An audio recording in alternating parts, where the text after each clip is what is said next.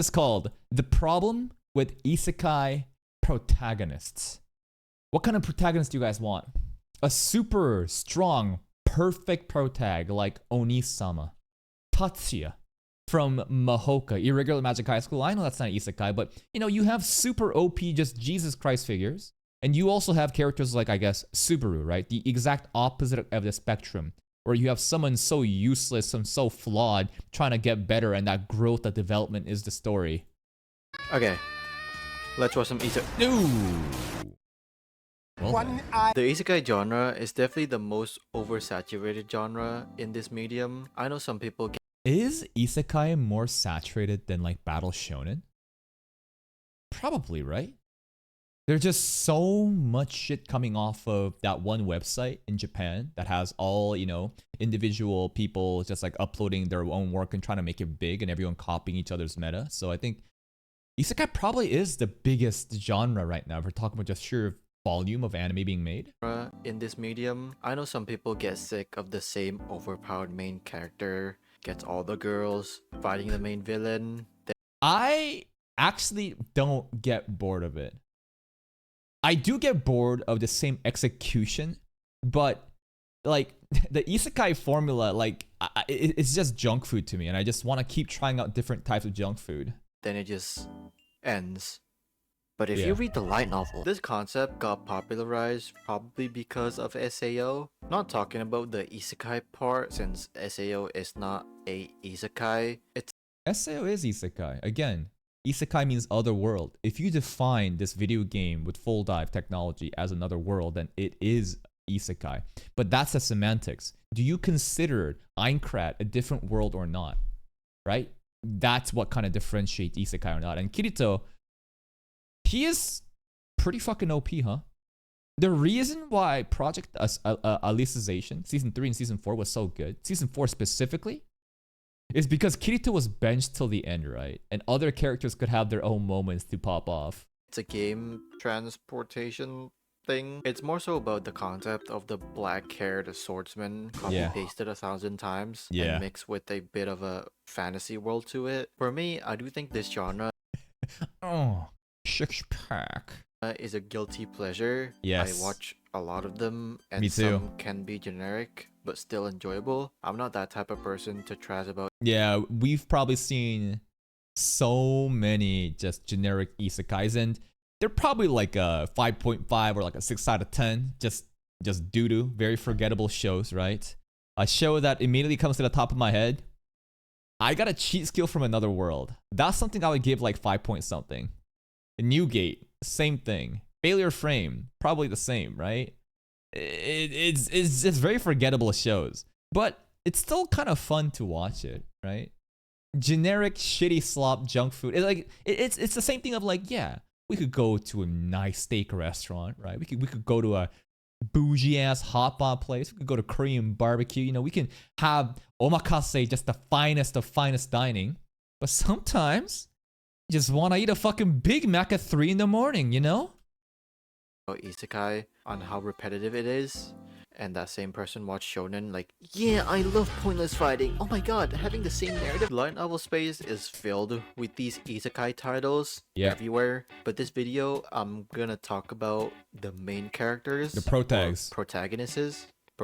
Protagonists. Yeah. There are mainly two types of isekai protagonists. That's the overpowered one and the weak one. Of course, there's more nuance than just weak and OP. People don't forget that Inuyasha is an isekai. It's just that people are very young. And Inuyasha is a very, very old show.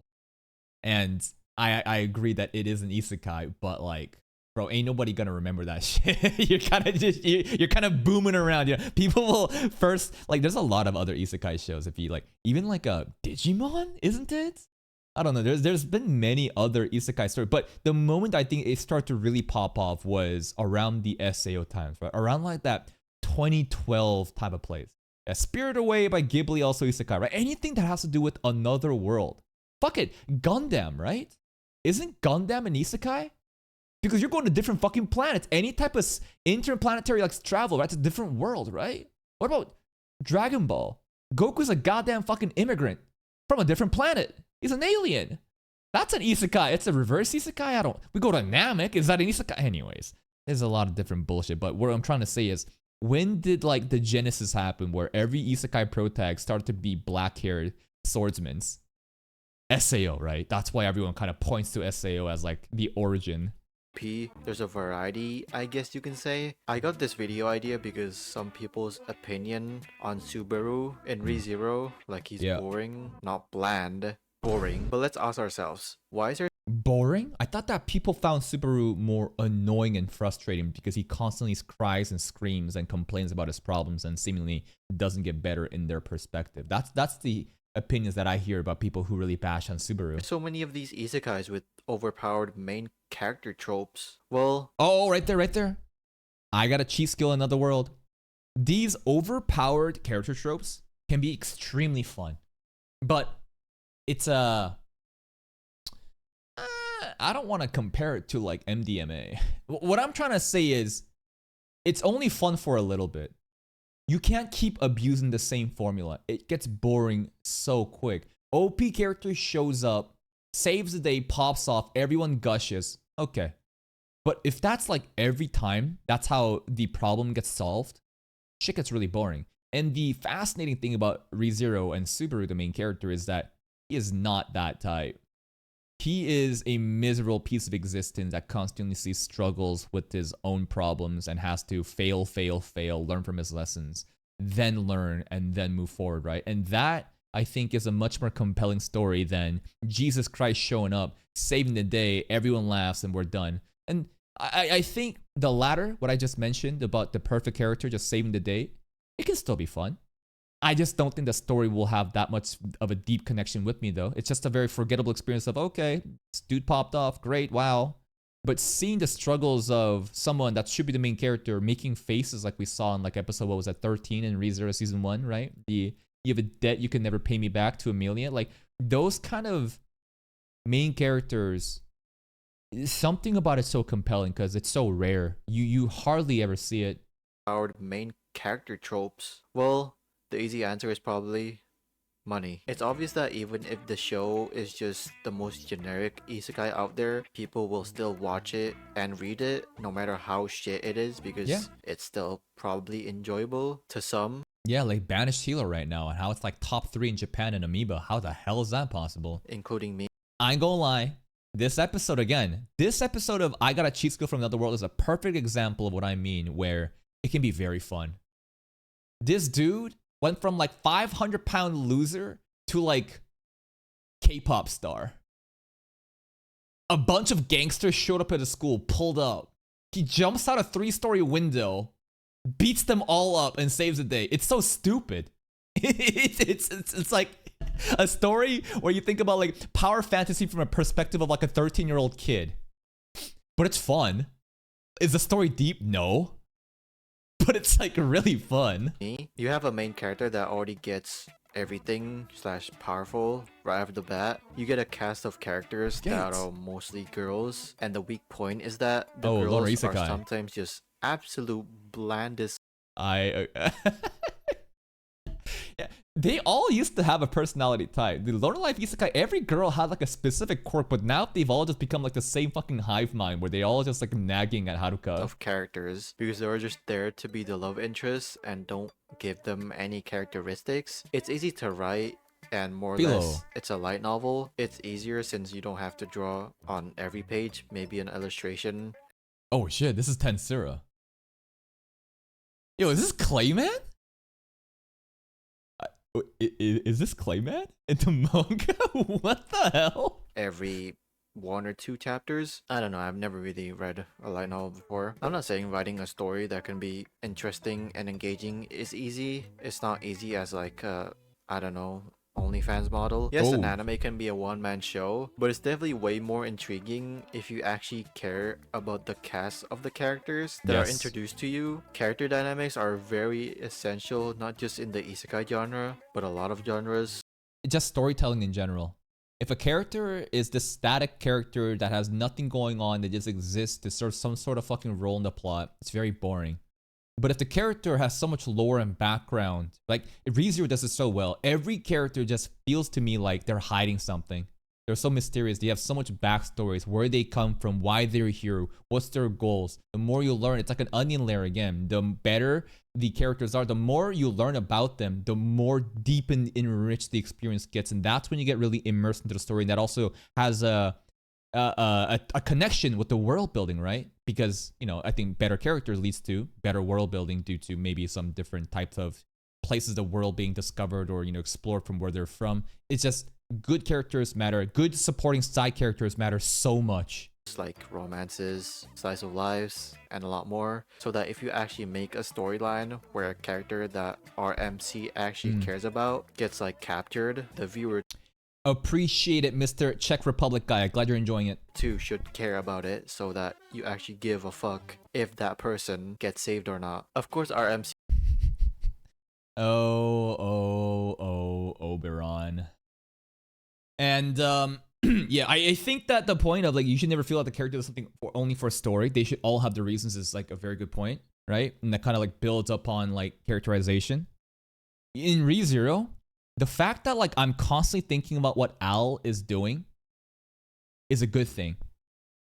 Every character should have their own goals, and they should also feel like the main characters of their own story, right? Constantly, things are moving on the chessboard, right? Different royal selection candidates, Anastasia, Priscilla, Krush is kind of bedridden right now, but every character and their knights and everybody, they have their own goals, own things happening, and that enriches the experience so that they're not just static NPC that just pulls up for one scene just to serve some sort of role, then move on to the next one. saved or not. Of course, our MC should be also interesting, but if you want to deviate from the MC and try to focus more on other characters, you should make them interesting. Sometimes the problem with overpowered MCs is that you actually establish everything from the first couple episodes, and then it's boring. He's OP, so what? And the perfect example of how to handle OP main characters is One Punch Man. The reason One Punch Man is so fucking hyped, even though you already know the outcome, you know what's gonna happen. Baldy's gonna show up at the end, he's gonna one punch, everything is fine. But if that was simple as that, why would people be so hyped for this show? It's because the side characters are so good. It's because you build a supporting side roster and get the audience so immersed and connected with them. Now you see the danger and the threat from these side characters, and they are the focus of the story. And at the very end, the OP guy shows up to save the day, and you're gonna care about it because you've been so immersed with the side stories. Same thing with Eminence and Shadow. Eminence and Shadow, the same example too, right? Shadow, Sid Kageno, bro's gonna show up and just solve everything at the end. But if that was so simple, why would we care? Because of the misunderstandings and what all the side characters are doing that leads up to that climax point. you don't give time for the protagonists with actual character development because Mob Psycho is different because Mob can't be OP immediately, right? That is an OP character that can't unlock his powers unless he's like emotionally vulnerable, right? So again, now you're working with the struggles of what Mob is going through and the psychological aspect of how he views powers, right? It's a different type of OP character. he already has everything and nothing can stop them. It's not every OP MC Isekai shows. Some can, like Oh, yo, good taste. This is the Yuri show. This is Anis, the one where a dude got reincarnated as a girl and is like a magic engineer, and there's like a different girl that's, you know, Yuffie, I think, Euphemia. It's good anime. Good, Tensei Oja. Good, check it out. some can, like in Slime when Rimuru's trust in humans were too much to the point that it almost evaporated his whole city. Not really a development, but it kinda is. Or like maybe with God and Tanya's relationship. Some shows can break that genericness with all of these aspects being good. And another thing is world building, lore, No game, no or life. even the power system. You can hook people with your MC exploring stuff or places, since we get transported into this random magical world mostly, and Yeah, learning about the power systems, different factions, the top 10 of this place, the 5 spears of whatever kingdom, magic system, swordsmanship, like Mushoku Tensei, the fact that they have like a god system, right? There's like different gods. There's like emperors, kings, whatever. Different types of magic and swordsmanship. Like all those things really just enrich the world building. And Yeah. it can be amazing, like Slime, ReZero, Mushoku Tensei, No Game Don't Life, definitely not Overlord. Or you can spin that Ooh. narrative with ideas like Gate, how modern technology or weapons would compare to the olden times. Yeah, that's one of my favorite things. Usually guns don't do shit in anime, right? But in Gate, like you pull up and you just slaughter them. Modern Warfare versus a bunch of people on horses, bro. Them just getting like bombarded by ships and shit, and they're thinking, oh my god, it's an iron Pegasus attacking us. When people would only fight with bows and arrows, Yeah. swords, dragons. I love that part of a Gate. Okay, that's probably not the olden times, but you get the point. Versus you have a fucking tank in your face. Of course, Yeah. there was magic and a very dummy mommy demigoddess lolly named Ruri. Or Rari. Lolly. Fucking hell. You can see them go to our world where these beings don't exist and people's reactions goes nutty. Just watch Gate, it's awesome. And the other side, Gate was a very fun anime in the beginning, but it started to kind of like really drag on during the I think it's the Pied Piper arc. Pied Piper? There was a part of the story where people really lost interest and we never really retained that, but it was a very fun watch. I enjoyed Gate. the weak MC or just a balanced main character where they are strong, but it's not predictable that every fight our MC wins 9 times out of 10. The not easy part is that the writing aspect should be good because you can't just opt out for a random power-up winning you the fight or, oh my god, I'm gonna lose. Kaiba, show is up. that you? Don't worry. They say Gaben instead of Kaiba. Amazing. I'll eliminate the villains. Oh. Okay. How did Kirito overcome this? I don't know. Kaiba showed up. But it's still so enjoyable, right? Like Kaiba showed up at the end. Kirito couldn't do anything, and it was plot armor at its finest, right? It was truly plot armor. It was an unfair battle. Oberon was abusing his admin shit. Kirito can't do anything, and then Kaiba shows up, and he's like, "Shh, Zacido, you're admin now." And then we changed the fucking settings for Oberon, and and then he got tortured. Yeah, is that good writing? Probably not. Is it fun, entertaining, hype as fuck to watch? Yeah, as soon as Kaiba showed up, I'm starting popping off, so I didn't mind that at all. So, that's it? Yep. You actually have to make ideas where these weak of a character can persevere. Sometimes there's also when shows kind of make a parody of the genre, like a Eminence or Konosuba, where everything is just so unserious, but goes well in a good way. It's stupid, funny, and that's one way to take advantage of it. I guess one I think that yeah, if you take yourself too seriously, it's really sometimes you get lost in the sauce by trying to take yourself way too seriously. And if you have like an OP character, I've noticed that a more comedic setting is better. Eminence and Shadow One Punch Man also pretty much comedy. There's a lot of comedy, you know, surrounding it. Cautious Hero as well is very, very funny, right? Until you get to that one episode and you realize, ha ha ha, we were laughing at his trauma. I see. But super OP characters settings, I think that it really thrives when the premise is comedy. Now, Kazuma is a bit different. It's not a super OP character, right? But I'm not saying that comedy exists only for super OP characters, but quite often super OP characters thrives well in comedy settings. One thing about Isekai that people can quote-unquote relate, it's that it is a self-insert story where loser becomes the destroyer in a matter of a season, and that relatability is, I guess, a factor. I had to search up. It is. It's fantasy, right? Anime itself already is escapism. When you have a hard day at work, life sucks, right? Your job is hard, your partner fucking sucks, just everything sucks, and you want to run away from everything, and you go play video games or you watch anime, right? There's an escapism factor of that. There's nothing wrong with that.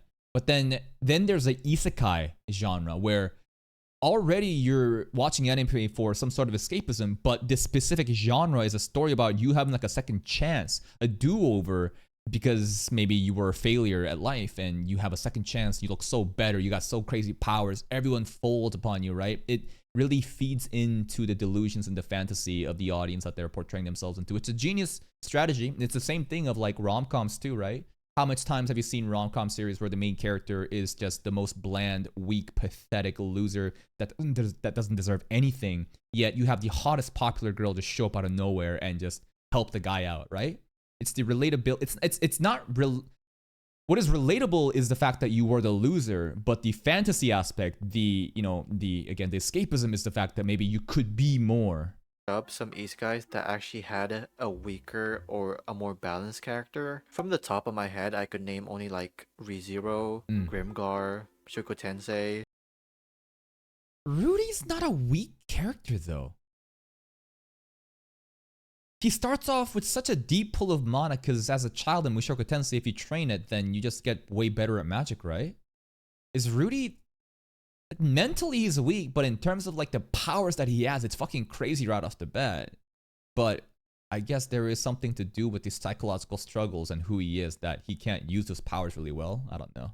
Konosuba. Yeah, Konosuba, I agree. That's it. From research... Is there any other shows that we've seen where the main character is just like pretty trash from the beginning? Like, I wouldn't compare Subaru with Rudius. Rudius is fucking insane powers, bro. Rudy versus Subaru is not even fucking close right off the get-go. Like, I think baby Rudy would kill Subaru so easy. Anyways, we're gonna do fucking power scaling now and talk about Return by Death? No. What other isekais have we seen where the main character sucks? Well, Arifureta is kind of interesting because he sucked, and then he suffered, and then he became OP, right? There's those examples where instead of jumping into godhood right away as soon as you spawn, it's like you spawned, you got transported, and you're trash. But something terrible happens, and you earn everything, you suffer, and then you get better, right?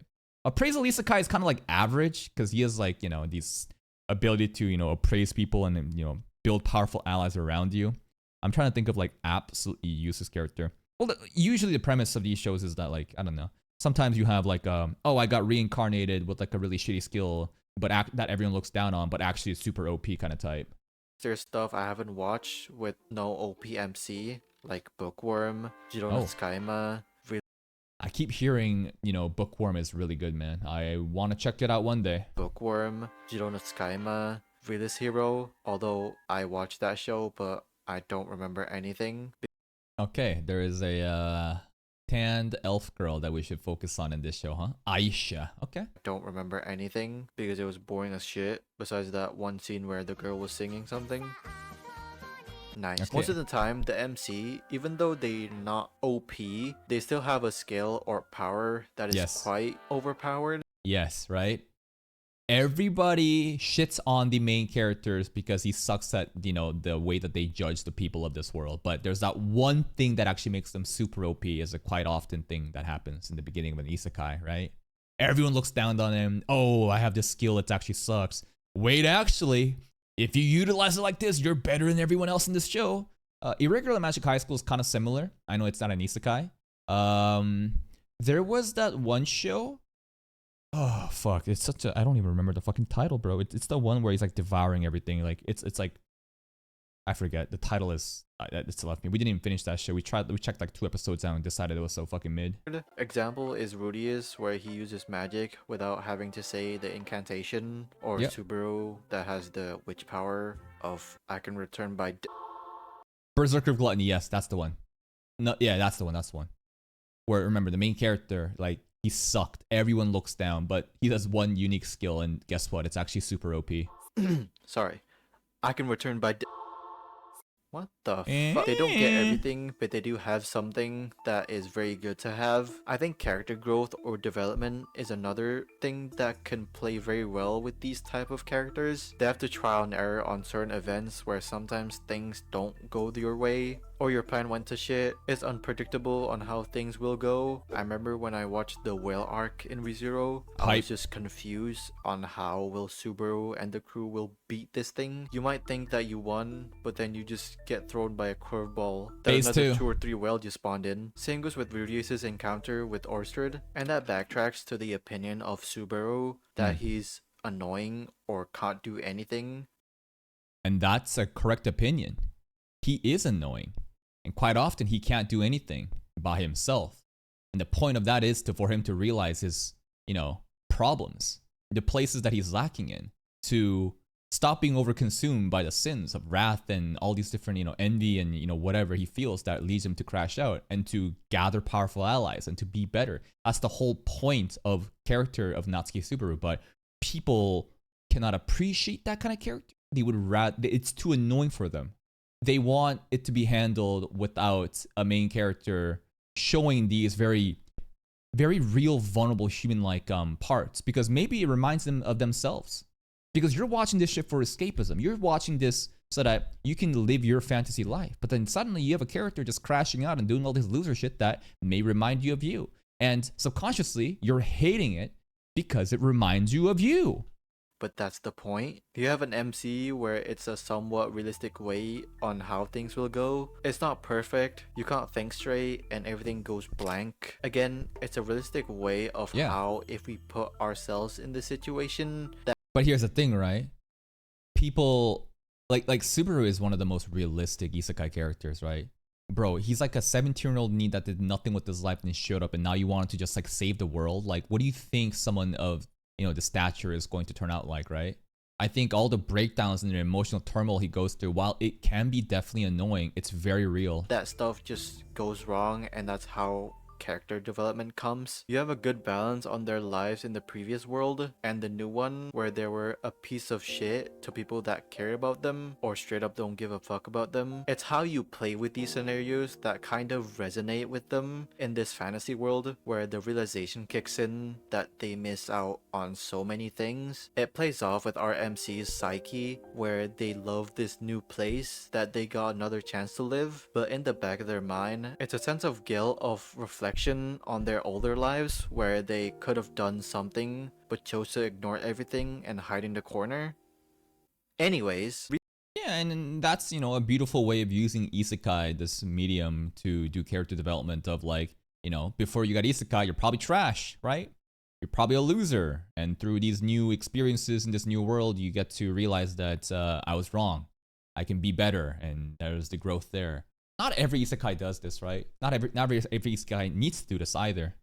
Some isekais that, again, I think Mushoku Tensei and ReZero, they take themselves very seriously. Those kind of shows, do well in these type of character developments and reflecting on one's past. A lot of isekais don't even think about what happened in the past life. They're just like, fuck it, I'm just chilling in this new world. We're having fun. And again, every isekai doesn't need to have this deep, growth or developments. Some isekais just can be just simple, fun stories. They don't need to touch on these hard-hitting elements. ReZero and Mushoku Tensei, on most occasions, they will be mistakes, and through their mischief, they persevered on not giving up to actually defeating that said thing. ReZero does it really well with Subaru's power, where he gets killed, he will pile up more information about scenarios and just use that thing to win his battles. Of course, there are times where everything just escalates way too quickly to the point that it gets to Subaru's mental state. Another show that excels. And that's the thing. Escalate quickly to Subaru's mental state. People will see Subaru start puking and, having a panic attack. And they'll be like, oh my god, he's being a pussy again. Because they don't think about, like, what is realistic here. They just care about, I want my main character to solve this shit. Enough crying and complaining. Mental state. Another show that excels at a more realistic isekai, not saying realistic is better, is Grimgar. Scamboli made a really good video on this show way back, but to summarize it, I've heard good things about this show, but I don't have much people putting this in the polls. Neither YouTube or Patreon polls do people ever vote in Grimgar. I don't think people give a fuck. This show is amazing. I'm talking about the ass, man. Why is it so big and juicy? It's been a while since I've seen that show. Even still, it definitely was a standout in the isekai genre because of the concept of transporting just random people into this world without any advantages / powers to make their lives easier. So they're just ragtag team of real humans that have no fucking powers and they're just all gonna die and struggle. You get to see a better view of these powerless groups Okay. struggling to even kill a goblin, and killing something so minuscule can give off that much impact to us and the I see. characters. And again, mistakes happen, leading to the group just confused or dazed to what to do in this situation. I don't want to spoil much, Bald. so yeah, just watch it. Although there's only 12 episodes of it, and I don't want to read the light novel because reading light novels are just the most boring shit ever. Again, making a good isekai doesn't just come from the main character, it's the combination of every aspects I discussed before. I still love this genre, even if it's very oversaturated, but all Dude, Heathcliff versus Kirito, man. And it's fucking Kirito's voice actor too. Like this is season finale, Spirit Chronicles, season 1, bro. Fucking, what was his name? Alberto? This isn't Alphonse. Anyways, this shit's... There's so many similarities to SAO stuff, huh? oversaturated, but all you need to do is just make me enjoy your show. And that's that. I know this video Yeah, at the end of the day, it's just enjoying, right? Not every isekai needs to be a ReZero. Not every isekai needs to have these incredible depth of complexity of emotions like Mushoku Tensei, right? No. Sometimes we can have just Eminence and Shadow, right? It's just... It's just like, what is the goal of your isekai? Are you here to tell a deep story, complex characters, talking about feelings and relating to the past memories? Then sure, you can go the whole Mushoku Tensei ReZero route. Are you going for non-stop fun bullshit? Then you can go for the Konosuba route, right? Or like Eminence and Shadow. There's so many different ways to do isekai. One of my recent favorite isekai is just like chill isekai. Campfire Cooking in Another World, I think, is a perfect example of just like a chill isekai. Or chilling in another world with my level 2 cheat skill, right? It's just slice of life, having fun. We're just chilling. And villainous too, right? I think that the villainous, Otome game villainous isekais are also so fun with how sassy and drama the dialogue can get. But a lot of different flavors, right? Not every... Again, just... I think they're all junk food. But not every fast food needs to be a McDonald's, right? Sometimes you got a Burger King. Sometimes you got a Wendy's. Sometimes you got a fucking Chick-fil-A. I don't know. Popeyes. And the list just goes on and on. There's like a variety of different isekais. And at the end of the day, as long as it makes me have fun, that's all that matters. is not really animation related. I haven't really made something that doesn't include animation in a while, like reviews and stuff. I'm just trying to mix up some stuff since I'm probably gonna make like 2 videos of Blue Lock after this because Oh, I will be watching. the view's looking quite Yes, everybody wants to talk about Blue Lock. spicy there. Still, if you guys like this video, leave a like. If you I hate did. it, leave a like. Comment down below what your thoughts. Anyway, that's pretty much it. Problem with Isekai protagonists. What's the problem? Well, the video I think was just talking about like, what's it called? Here's a link to the video. Please go give SinChi a sub and like this video if you did. But at the end of the day, it's like different types of main characters, right? And a lot of people finds that characters like, you know, Subaru from ReZero very suffocating and annoying because of how realistic he is. And people don't want that realistic character. They want a superhero to just save everything because they're just looking for some fantasy, some sort of escapism. But everybody has different tastes, right? And to call Subaru annoying, I think is totally fair. But to call ReZero a bad story, I think is just delusional, right? You can objectively acknowledge that ReZero is an amazing godlike story, but you don't like the main character because of how real he is, and you just want some sort of more just fun, non-stop bullshit, like maybe Eminence and Shadow, right? Nothing wrong with that. I'll see you next time.